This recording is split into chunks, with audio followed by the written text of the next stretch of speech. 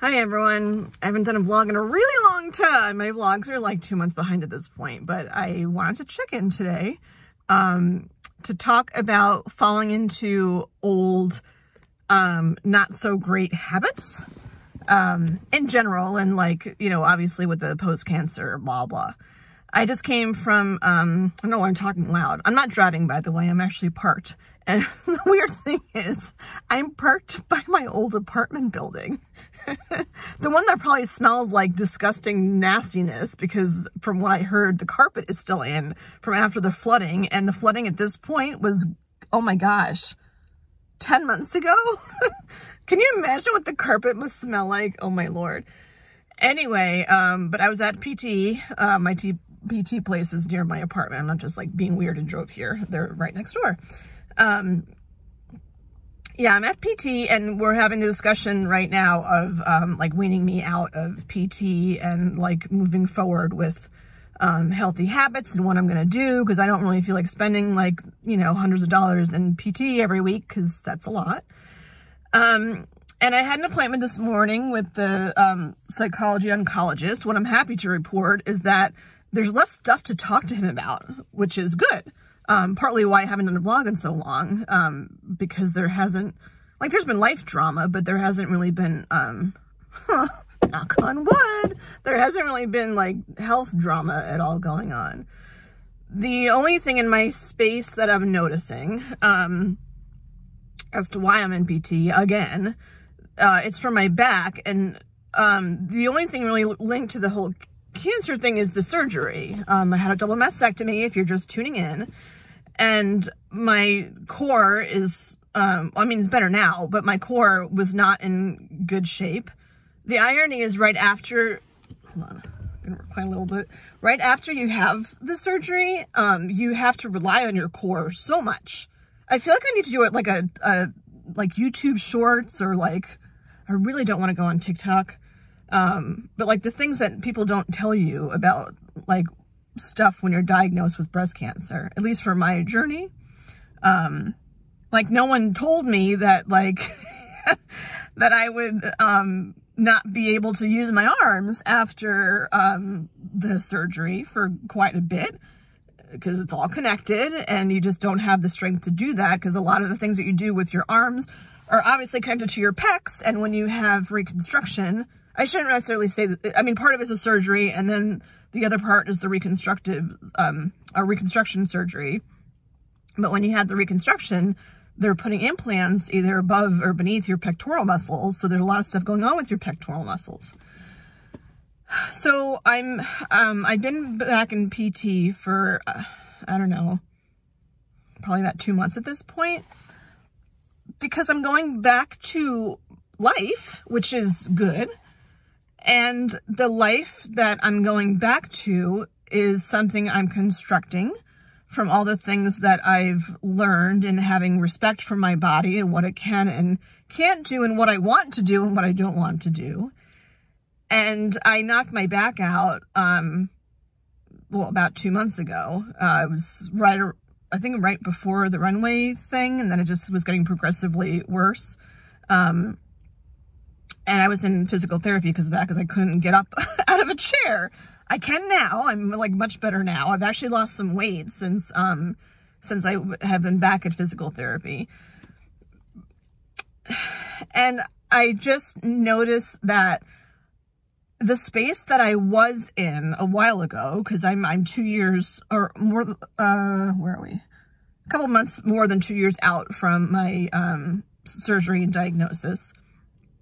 It's very easy to say no to stuff when you just physically can't do stuff. And as you're healing from all of this surgery stuff, and like, I'm not on the Lupron anymore, and pray to God that I don't ever have to go back on it again. So those side effects are going away. I'm noticing the tamoxifen side effects a little bit more, like with the joint pain and stuff, but it's not unbearable. It's just like there and annoying. And I just have to adjust life a little bit because of that. But that's like the gist of today, is like, you're adjusting life. No one is the same after a cancer diagnosis. And your body obviously is not the same, no matter if you had a lumpectomy or a mastectomy or whatever, ectomy or whatever, you know, happened.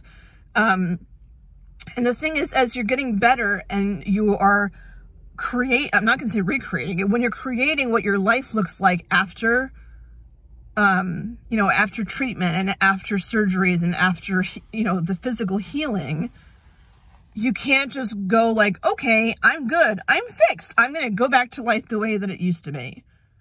I tried that. It didn't work. I knocked my back out and ended up in PT. And it's not like I'm sitting there like, you know, hauling 25,000 ton blocks of concrete of why I knocked my back out. It's just that I'm doing more than my body is used to doing. And I realized that with part of one of my jobs that it's much more physically demanding than I would have ever thought. Mostly because of movement and posture. And yeah, I'll just leave that at that. By the way, I got this awesome chair. Oh my gosh. I look like frickin' Captain Kirk. Not my face, my chair. I bought this chair, or I didn't buy the chair. My job bought a chair on Cyber Monday. It's from, I don't know if I'm saying this right, Newhouse, N-O-U-H-A-U-S. It's only been like a day that I've been sitting in it, but like, holy cow, did it make a difference for me with my lower back stuff going on. It's white. Like, who buys a white chair? But the black chair is $100 more. So we bought a white chair. And it has, it's called Plus Posture, blah, blah, office chair, ergonomic, something or other. But it's N-O-U-H-A-U-S. It was like $200, I think, or something. But it has this thing on the bottom of it in the back that clicks out, almost like the old, if you're my age and remember back in the 70s and 60s, maybe early 80s, the lounge chairs that would like, they had like 3 parts to them, and then you take the outside part and fold them in, and you could hear the click, like click, click, click, click, click, shut. And then in order, you would click it back to adjust it, but the only way to actually fold it was to click it back all the way and then go all the way the other direction. That's kind of sort of how the lumbar thing works on my chair, which sounds way more complicated than what it is. But there's 5, the back, like literally the bottom of it, it clicks out to 5 different angles, depending on how much lumbar support you want to. And then in order to get it back down, like you got to lift it all the way out and then bring it all the way in. It's quiet. You don't really hear the clicking, but I used it yesterday and it was like awesome. And it's for tall people. When I first sat in the chair, my feet didn't touch the ground, which I know is not ergonomically good, but it was interesting for me because I'm 5'7" and a little bit more. I'm not 5'8" anymore. I shrunk a little bit in my old age. But it was cool that that my feet weren't touching the ground, because it allows, if you want to put your feet on like a step or some stool or something, it allows you to be able to do that and still keep the ergonomicness of having like, you know, 90-degree angles with your legs and your hips and all that kind of stuff. So I've made, and I have a standing desk at work. I found that to be like ridiculously important with healing, with my arm too. Like my arm has been so much better. I had frozen shoulder after I had my mastectomy, which is unfortunately somewhat common. Also something they don't tell you, like, oh, by the way, don't be super protective of your arm, because if you don't move it at all, your shoulder will freeze. I didn't know that was a thing, but it's a thing. Oh my gosh. Yeah. Rewind to see other vlogs if you want to learn about all that stuff. So yeah, so as I'm going back to, life, hold on, got a text, blah, blah, blah. Whatever, we'll see it later. As I'm going back to life, just saying no, like I started saying before, was a lot easier when you're in like, you know, crisis mode, surgery mode. Of course, like you can't do anything just because you can't. And it's not even a question. Your ethics and values and what you want to do is just not there. It's all about health, and that's all it is. And then now that I'm at the point where I'm not in DEFCON 4, and what am I going to go back to for life? And I'm only going to focus on the physical part. I feel like I could do another vlog about the relationship part, because the holidays are coming up. Oh, my birthday's my birthday's coming up, so happy birthday to me early. whenever the holidays are around, you know, it's tough for people when they don't have family to spend the holidays with. I mean, I have my kids, I mean, like extended family and stuff. Anyhow, so yeah, it's what the relationship thing I'll talk about in another vlog. I'm not going to go there today because I don't have time. I do have to get to work. But it's the physical stuff. I shouldn't be in a place where my job is causing me to have these physical things happen. Like, there's no amount to me, there's no job that is worth you needing to go to physical therapy in order to maintain that job. Bottom line. And I'm making tweaks to things. I don't want to go into super specifics just because of confidentiality stuff, but it's easy to forget that you are allowed to say no when people ask you to do things, because now that things are over, not over, but now that, you know, things have calmed down, and now that, like, my physical self is pretty much able to do whatever I was doing before, people think you're fine. Surgery's over. So, like, you know, you're fine. After the 6 to 8 weeks, you're just fine. Nothing's wrong. You know, you're not fine. You're better. It's just different. And especially when I finished the Lupron, there was like this switch where all of a sudden, like, people started approaching me to ask me to do things that in my pre-cancer life, I would be like, okay, I'll do this. Okay, I'll do this. Okay, I'll do this. I am all about, like, paying it forward and being involved in, like, you know, volunteer things that are important to me. And what I've learned from this whole cancer journey is, like, I am one person and my health and sanity is more important than anything else. So I said no to a lot of things as I was going through stuff. And now where the redefining comes in and the creating new, you know, your life after all this drama is, what are you going to say no to? Because you can still say no. And it's harder to say no when you can't really give an excuse, not an excuse, but you can't say, like, I can't, I have treatment coming up, or I can't because this, you know. It's okay to just say, like, I can't, or I don't want to. If they take offense to it, well, sorry, like, not sorry, that's on you. But I can't do everything. I realized how much I was doing where it was at my own expense. And maybe it's me getting older, or all this stuff that happened, who knows, but can't do that anymore. Can't do that anymore. Like, I'm doing well in PT, I'm going to be graduating out, but the switch that I need to make is, when these opportunities come up, I have to learn to let go of the guilt of saying no.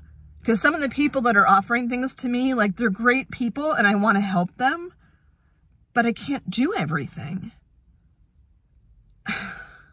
I still haven't unpacked all my boxes. I've unpacked boxes and organized them. I just have to buy more furniture to put stuff in. Because, oh yeah, my apartment flooded. Like, that doesn't just, like, get fixed 1, 2, 3. That takes time. So being protective over yourself, even when things settle down. And again, I'll do another vlog about, like, the people that you're around. But it's, you still have every right to say no to things because it's just too much. As I'm looking at all my texts coming in, like, I'm going to say no because I'm vlogging and I'm moving it over because right now this is more important. And I'm, as much as I didn't want to be, like, known for this, it just turns out that that seems to be where my, I don't know, where my path is going at this point.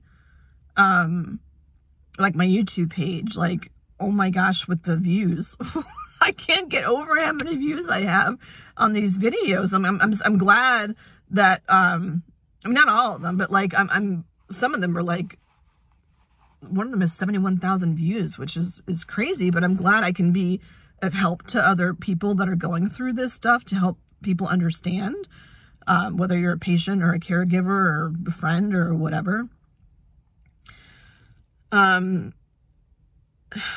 Yeah, but it's the setting boundaries, and it's the not having guilt about the boundaries that you're setting. Because, like, it's your own body. I feel like if this happened to me, like, 20 years ago, I might not be in the same place. But, I don't know. Once you hit 50, well, once I hit 40, I was almost like, oh, 40 is the new 30. You know, that's not how I feel at all about 50 being the new anything. 50 is like, I'm over 50, but 50 is like, you know, no more fucking around. Like, this is my life. This is what I want it to look like. This is who I want, you know, to be in my life. And sometimes those things work out the way you want them to, and sometimes they don't. And you got to roll with it to see how it works. But the bottom line is, like, you have your one body, and you need to take care of it. So other things just need to go by the wayside, and you need to take priority. Not to the point that you're being some, like, you know, crazy ass narcissist. But you also can't say, oh, I didn't make this doctor appointment because this was going on. Or this person needed me, so I didn't get to do this. Like, you have to prioritize yourself. And if you rush, and do, like, a billion different things, just like you did, you know, we'll go back to the cancer thing, just like you did, like, before you were diagnosed, that's not who you really are anymore. You have to decide, like, what am I going to put my energy into? What is working for me and what's not working for me? You know, what do I want to try to fix and what do I need to just let go? Let it go. Let it go. I come back to Elsa a lot about letting things go. But there's especially people that are empathetic and that volunteer their time with people, organizations, or whatever. People that have big hearts, I find, have a harder time saying no because they want to help everyone. And that's wonderful. And you are part of those everyones that you should be helping too. So I'm going to stop here. Blink. No, just kidding. I'm going to wind down here just to remind you that, and remind myself, because I do go back and watch these vlogs every now and again when I'm like, when I'm not in a great place and I need to be reminded of, you know, certain things, or, oh, where was I a year ago? Like, you know, just to see how I've progressed over time. Notice I said progressed, not regressed. It's just helpful to know and be reminded that this is your path. This is your journey. These are your choices. And when it comes to your body, you get one. Well, I didn't get 2 new boobs, but still they're in my body. You have to take care of it. And you have to be, like, number one in your life. A lot of people look for things external to them to give them happiness. And this is cliche, but I think people just don't remember it enough, that the happiness has to come from you. You can't think like, okay, I'm going to find this person to be my BFF, and then they're going to make me happy all the time. No, you need to make yourself happy most of the time. And then I feel like you radiate this energy and good things come towards you. I completely believe that, because before the pandemic and before the whole cancer thing, I feel like all these things are falling into my pocket just because I stopped trying so hard, and and things were just coming to me that were like good energy, and I was in a good place and I'm letting out good energy. And then I don't know where the fuck this cancer thing came from, but, you know, statistics, it's, you know, one and whatever, shit happens, whatever, I'm here. Yeah. So, you know, what do you want your I'm here to look like? So whatever that means, you know, if that means, like, you know, joining a gym, it's just because I'm talking about the physical aspect, not relationships right now. But, you know, if that means joining a gym or finding accountability people, accountability partners are wonderful. I'm starving. I had breakfast. I don't know why I'm so hungry. Same thing with food, you know, like eating healthy, doing all the things, and not driving yourself nuts if you mess up with something, because I do know I have a muffin at home, and while I have quite the muffin top, it's not even a muffin top that I have right now. It's very much a menopause belly, which is not a muffin top. I bought these shaper things from this woman I was following on, like, Instagram or on TikTok, and, like, they just don't work for me at all. When you're going through all this stuff, it's not like you're, like, fat. My face is swollen. Stop. I usually shut my notifications off during the day, but I'm working from home today. So they're all popping up. It's not a matter of being fat. It's like my face is so swollen. I see pictures of myself. Like, if you want to see thin pictures of me, you can go on like Bedford TV's website or YouTube page and see like what I used to look like before all this stuff happened and before I gained all the weight. I'm down right now like 3 pounds. I was down 7 at one point, and apparently I put on some weight, but Thanksgiving was in the meantime, so it's fine. It's all a balance. It's all a balance. So while I say, you know, eat the right things, make all the doctor's appointments, do all these things, you know, don't go nuts with yourself with everything. Like, you do what you can do. But the point is, like, just to prioritize you and your health and your body and your wellness. And that it's okay to say no. And you don't have to even give reason for why you say no. If someone says to you, you know, we really need help with A, B, and C, it's okay to just say no. You don't have to say no because blah, blah, blah, blah. That's how people lie so easily too. Like, no, because I'm doing this and this and this. You can just say, no, I'm not interested. No, thanks. And just be done. People do that, and it's okay. It's okay to prioritize yourself. Okay. I'm going to prioritize myself and go home and have my muffin and some normal food and finish the rest of my day. So that's me. Thank you again, everyone that's watching and subscribing, the subscribers. It's just, it warms my heart, and helps with my medical bills. If I can start monetizing on this, because I only need I only need like 100 more subscribers or something. I have like so many viewing hours, which is wonderful, but there's some weird like give back thing to, if I can monetize my sharing to help pay with my medical bills, like that's a very bizarre pay it forward thing to have come up where I didn't even like try for that. I was gonna make all these videos private, and then lo and behold, here we are.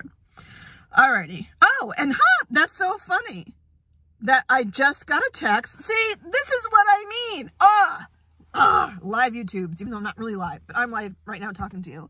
I just got an email from my accountability buddy who I'm spinning. I haven't heard from her in a bit, and I'm like, you know what? I know I can find somebody else to be an accountability buddy, and she just emailed me back. So perfect. Perfect. Wonderful. She could remind me to get my ass to the gym and be stretching out and doing all the things to help with my body. So I'm going to go home right now and go eat and be grateful. Oh, my gratitude. I haven't done that in a long time. So I'll do my gratitude since I'm sitting in front of my old apartment. I'm grateful. Well, building. I can't actually see my old apartment from here, but I'm grateful that I don't live here anymore.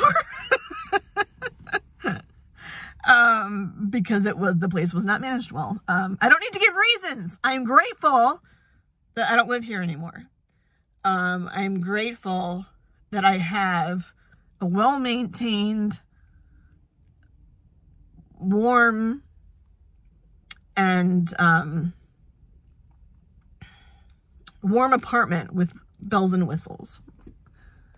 And I'm grateful that I took the time to go to PT to take care of my back so that I'm in the position that I'm in now.